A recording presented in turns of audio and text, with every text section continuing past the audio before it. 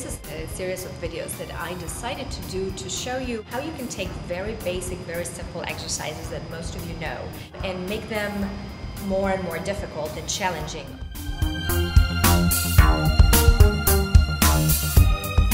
These are exercises that will work on all your stabilizing muscles. There's a lot of core, all your abdominals will be working, plus the particular muscle groups that you're trying to work at the same time. So this next series of exercises is devoted to glutes and legs, mostly glutes, a little bit of legs, and we're going to do variations on squat, lunge, and deadlift. A lot of stabilization, a couple of unstable surfaces, and it's pretty challenging. I'm going to take it from the easiest to the most difficult. So we'll start with just one leg, what I call a one leg touch, and followed by one leg squat touch. So you're standing on one leg. Make sure you can stand on one leg for a while, first of all. If you can't, then you might want to start just practicing standing for 30 seconds on one leg. Okay, you're going to keep the other foot close to the foot of the standing leg and bringing the opposite hand over to the floor. You can keep this hand on your hips. You don't have to touch the feet together, but make sure you slowly go down and straighten all the way up. When I straighten up, I really squeeze my glute on the leg that's supporting me.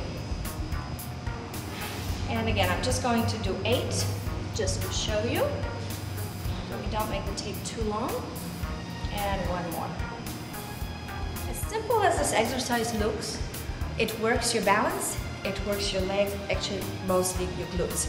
And because of the amount of stretch that your gluteal muscle goes through as you're leaning forward, it can make you very sore. Actually, all of these exercises can make you very sore, so make sure you don't do too many. I would say probably one set of 12 to start with.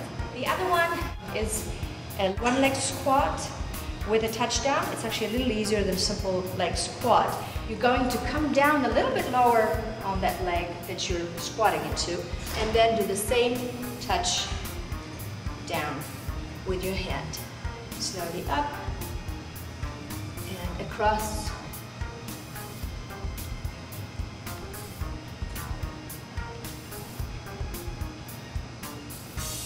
And last 2.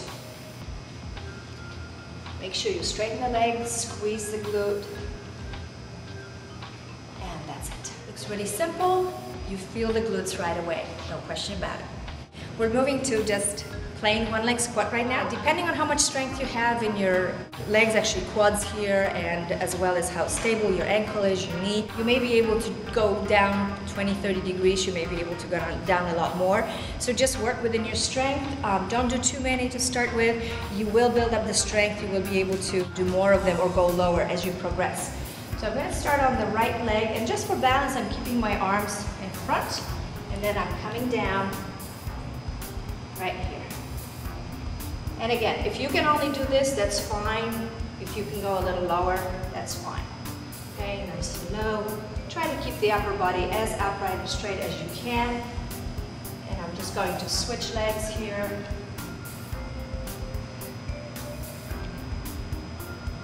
One thing to remember is to think of sticking your butt out as if you're sitting back into a chair rather than tucking it under. So you want to have that little bit of that natural arch in your lumbar spine.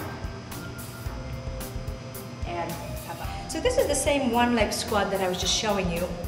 The only difference is I put the bench here. So for those of you who can't go very low, you might want to put a chair or a bench in the gym. If you have a bench at home, that's fine, and it'll give you some kind of feedback of how low you can go. Here you can also work on decelerating that movement down. You don't want to just plunk yourself down. It's basically slow deceleration, gentle tap with your butt, and then come up. Touch and stand. Touch and stand. And again, if you notice, my upper body is really, really straight, upright. What you want to avoid is doing this. Okay, you really want to use your core and your spine to lift yourself up. And one more. So this is the last variation of the one leg squat, and I'm using the half foam roll. You can buy them online from Power Systems catalog, from Perform Better catalog, from Relax the Back store. I'm sure you've seen those. This is a half roll. I use them both ways. This is of course a little bit harder. We use them a lot for balance exercises. This one is a little more helpful for keeping that leg up because you're not actually touching the floor with the other leg. But it adds that stabilization component. If you can see, my leg is shaking to hold me up. Okay, so again, hold yourself as straight up as you can, as if you're sitting back into a chair. Come down, and then slowly straight up. Squeeze your glutes. And you're gonna find that you're using your abdominals and all your core muscles here actually a lot more because there's a lot of strength required.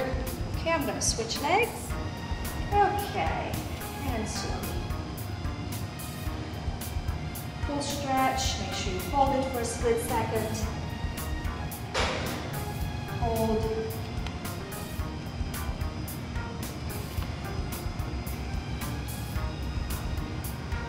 And again, I'm going to do one more just to show you that if you just go down to this point, your glutes are still working, your legs are still working a lot. So I don't expect you to go all the way down on the first trial. That takes time to build up the endurance and build up the strength. So we're moving on to everybody's favorite leg exercise, lunges. Lunges work legs, work glutes, a lot of core if you do them correctly. And I'm going to start with a simple back lunge to what I call to balance, when you actually have to balance on one leg. So you're working, by balancing, you're working the glutes of the standing leg. So we'll start with your hands on your hips, and you're just bringing that leg back and coming back up to balance. Back and up. So if you watch my upper body, I'm not really moving up or down or side to side. The whole upper body, all the way to the hips, is very, very stable. I am coming back quite a bit to allow myself to have the leg of the lunging leg parallel to the floor. My knee is pretty much over the ankle, and I'm pushing off of my heel. And then squeezing the glute at the top. And last two.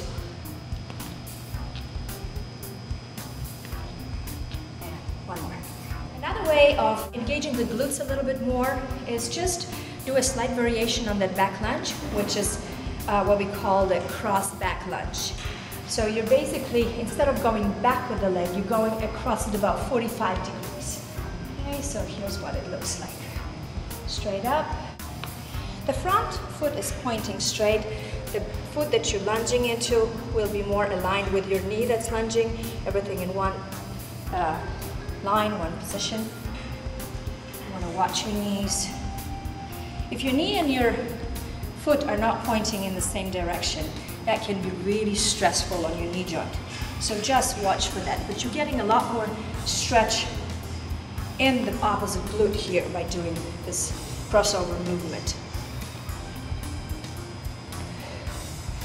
And last one. So a similar idea that I was showing you with one leg squats, touch with the opposite hand across to the opposite leg. Again, it lengthens your glutes a little bit more because you're bending forward more, you're reaching a little bit further out. So the same back lunge, except here you're going to reach with your opposite hand and touch outside of your foot, and then come back to balance. Touch and come back. If you can't touch across, you touch it here, that's absolutely fine. This one just makes sure that you're lengthening the back a little bit more. Try to keep your back as straight as you can. You don't want to round it, okay? You use your glutes all the time. You use your spinal muscles all the time. And engage your core to lift yourself up. So it's not only your glutes and your leg working, but you're using a lot of your abdominals and your back muscles to lift yourself up. And last one. Okay, so again, this is a lunge, not necessarily with touchdown, but I would say with cross reach, same back lunge. The only difference is you're holding a dumbbell, and I would not recommend it for people who have back problems, who don't have very strong abdominals, because again, the movement forward, if you can't control it with your abdominals and your spinal muscles, rounding your spine, flexing it forward, and especially with twisting is really not recommended. So if your back is strong, your abs are strong, you don't have any back issues, you can go ahead and do it, but make sure you're keeping your back pretty straight. So I am just lunging back and then reaching across. I'm not touching the floor, but I'm just reaching across. And just as much as my leg, my glutes are working here, I'm feeling my core, my back muscles along my spine, pretty much everything is working here. One more. Okay.